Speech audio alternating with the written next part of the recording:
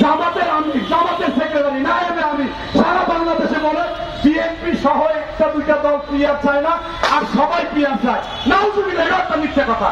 সরকারিভাবে গত মাসের 16 তারিখে প্রজ্ঞাপন জারি করেছে 50টি দল নিবন্ধিত মার্কা পাইছে আওয়ামী লীগ ছাড়া। সেইখান থেকে যদি 60টি দল হয়, 43টা দল চায় না।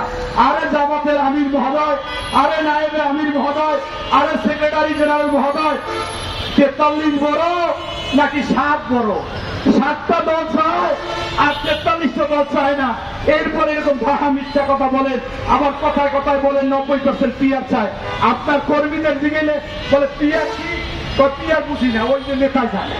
তাই এই বাংলাদেশের পিয়ার কখনো প্রযোজ্য না, কারণ নেপালে পিয়ার ছিল 17 বছরে 14 বার সরকার পরিবর্তন হয়েছে, সকাল বিকাল মন্ত্রী পরিবর্তন হয়।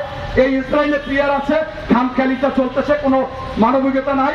জার্মানিতে পিয়ার আছে, তারা সবাই ভদ্র যোগ্য, এবং সবচেয়ে বড় কথা হচ্ছে স্বতন্ত্র যারা নির্বাচন করবে তারা তো এই পিয়ার পদ্ধতিতে নির্বাচন করতে পারবে না, আপনারা তার অধিকার হরণ করতে পারেন না।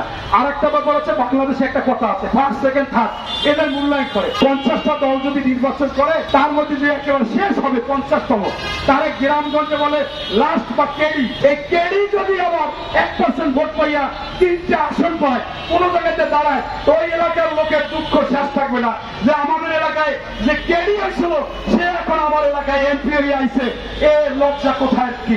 অর্থাৎ অযোগ্য লোক হিরোইন খোরা যদি একটা এরকম দলে ভোট দিয়ে যায়, এই হিরোইন খোরো এই সংসদে আসতে পারে পিয়ার পদ্ধতিতে, যেটা আওয়ামী লীগের সময় ওই নাচ গানের মন্তব্য নিয়ে গেছিল, নায়িকা গায়িকা, মানে ওখানে একটা সিনেমা বা নাটকের আসর বানাইছিল।